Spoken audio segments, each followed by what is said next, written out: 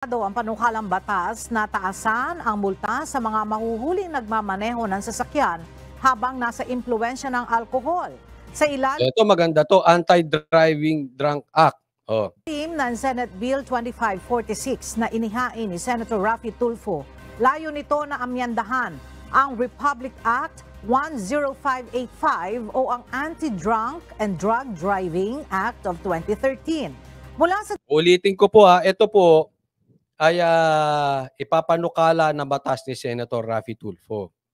Alam ko pa lalabas na diyan yung mga tawag dito, mga bashers. Unahan ko na kayo, alam ko iniisip nyo. Lilet Tagono, maraming salamat po sa kusang loob at sa pag-sponsor ng live na ito. Ulitin ko hindi ko po pinopromote si Tulfo.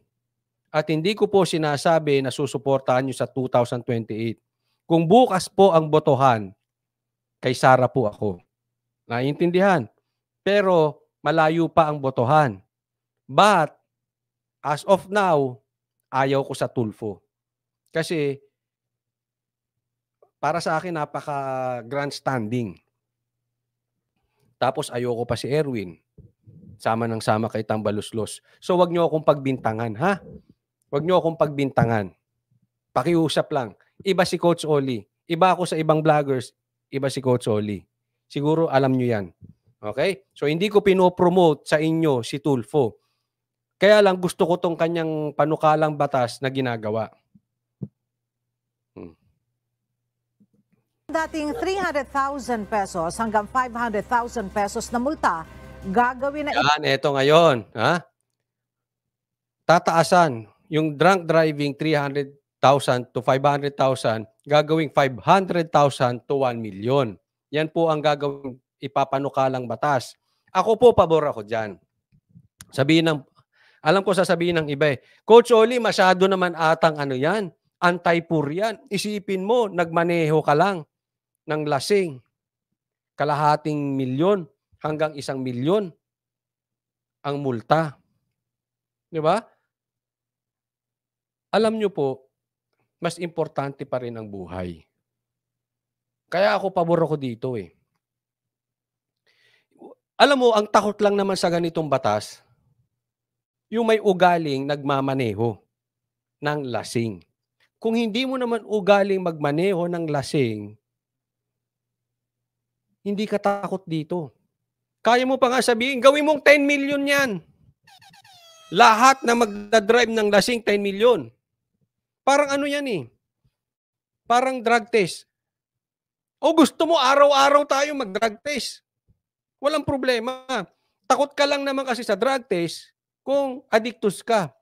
Tama o mali? Takot ka lang din naman sa batas na ito kung abusado ka. Marami pong road rage galing dyan. Lasing Tandaan nyo, maraming tao pag lasing matapang. Alam ko yan kasi ganyan ako dati.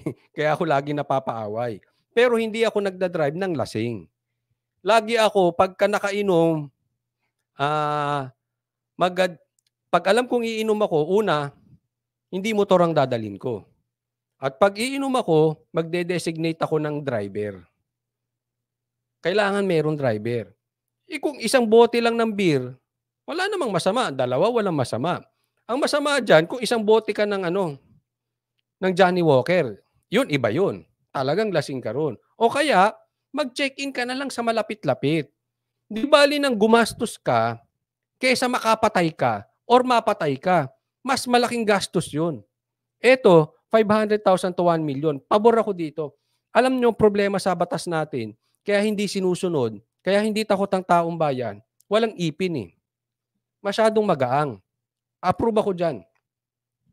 Pupusta ako sa inyo, ang magrereklamo lang sa batas na yan, may ugaling nagmamaneho ng lasing.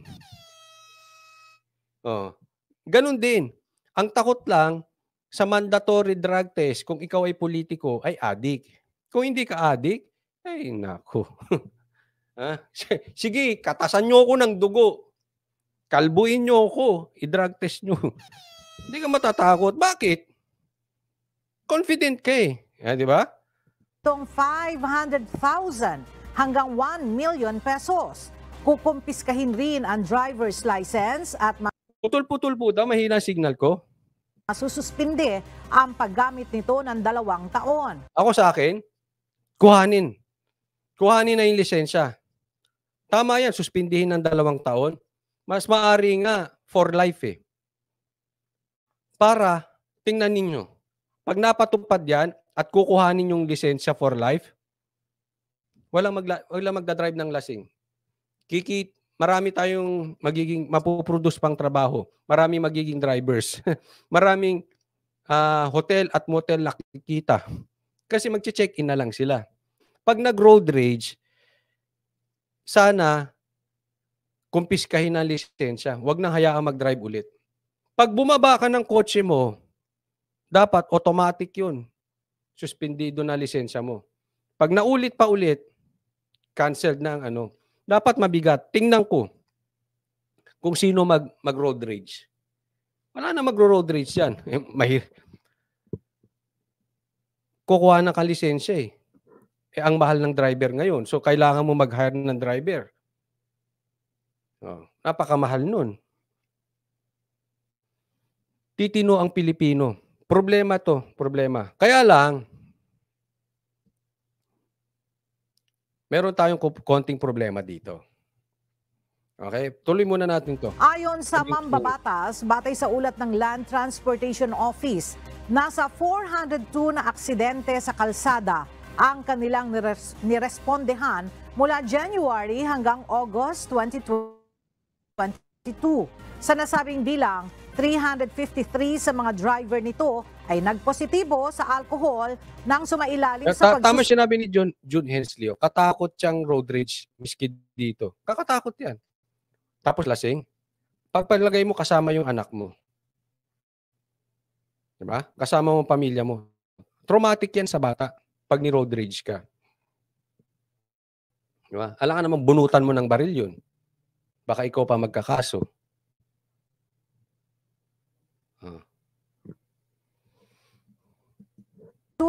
Sa ulat naman ng Highway Patrol Group, nakapagtala ng 59 road accidents dahil sa mga lasing na driver noong November 2022. Mas mataas ito ng 90% sa naitala noong October 2022 na 31 incidents. Ito lang ang magiging problema nakikita ko dyan. Okay? Kung aabusuhin yung batas. Kasi may alam naman natin yan, di ba?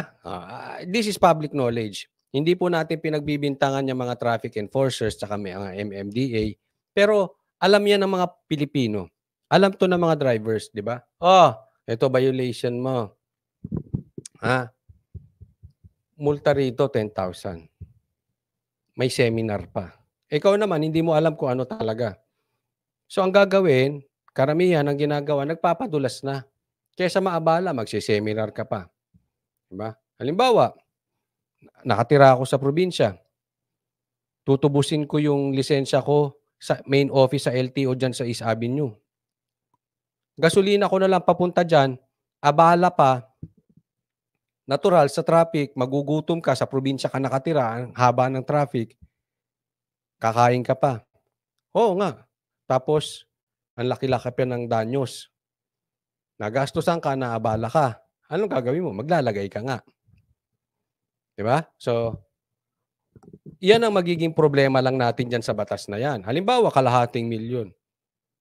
Nahuli ka. Lasing ka. Sir, 500,000 to 1 million yan. Diba? Pipirmahan ko na ito? Diba? Ang tagal pumirma, di ba? Tanong ng tanong. Hindi, sir. Ano kasi ito? 2 years, kukumpiskahin yung lisensya mo. Tapos 500,000 to 1 million. Papasok ko na to, pipirmahan ko na. Sir, may 1 million ka ba? Sir, wala akong 1 million eh. Kasi yan ang penalty niyan, pipirmahan ko na to.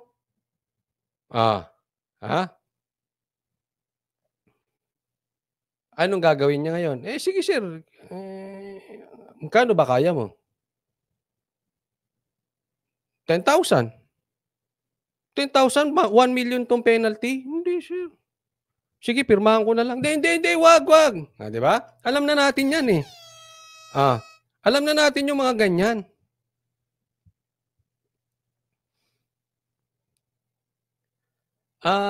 Doon na magiging problema natin. Pero kasi,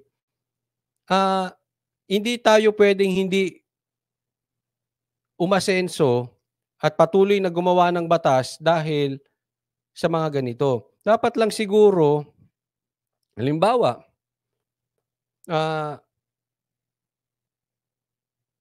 magkaroon ng body cam para hindi maabuso.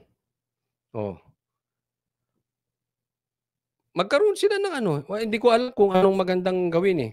Pero kasi hindi aasenso yung batas trapiko natin, yung road rage, yung drunk driving, yung daming namamatay dahil lasing, hindi yan masusolusyonan kung hindi natin gagawa ng paraan. Problema yan. Kaya nga sana lahat ng manghuhuling traffic enforcers nakakamera. Para sa ganun, walang loko-loko. Hindi ka pwedeng pumunta doon sa station mo, doon kung saan ka nakalugar, kung saan ka ididestino ka. Kunwari ngayong araw na to, sa kanto ng Ayala Avenue. Hindi ka pwedeng pumunta roon nang hindi ka nakakamera. Para lahat ng gagawin mo, nakabody cam, lahat ng gagawin mo, documented. Hindi ka ngayon pwedeng magloko. Pero hindi natin pwedeng iwasan yung mga ganitong batas na makakatulong sa atin. Wala ka namang dapat ikatakot dito eh. Unless gawain mo talaga magmaneho ng lasing. Ayan, aayawan mo talaga to. Lahat ng excuses gagawin mo dito.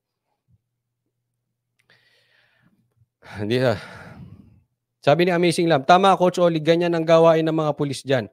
Humihingi ng lagay sa mga nahuhuli nila. Di ba? Ganyan naman eh. Hindi lang naman ngayong gobyerno na to, kahit dati pa. Hanggang ngayon, ang problema niyan, hindi na naayos.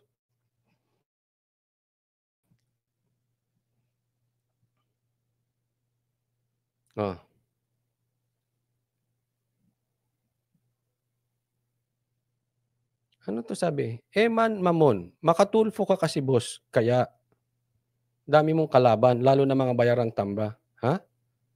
Kasi ngayon, humihina na mga dilawan. Ano ba ito? Hindi ko ito maintindihan. Pakipanood lahat ng live ko. Tingnan ninyo kung makatulfo ko. Binabanatan ko nga tulfo eh. Ano ba kayo? Tanga ba kayo? Yung mga nagko-comment ng ganyan. Hindi kayo lahat Alam to ng mga manunood ko, hindi ako makatulpo. Kasi ilang beses ko binabanatan ng tulfo rito. Excuse me po. Baka bago ka rito. Pero kung matagal ka na rito, alam mo na kasinungalingan niya sinasabi mo. Research ka. Pakipanood mo na lang. Marami naman akong videos eh. Marami akong live. Tingnan mo.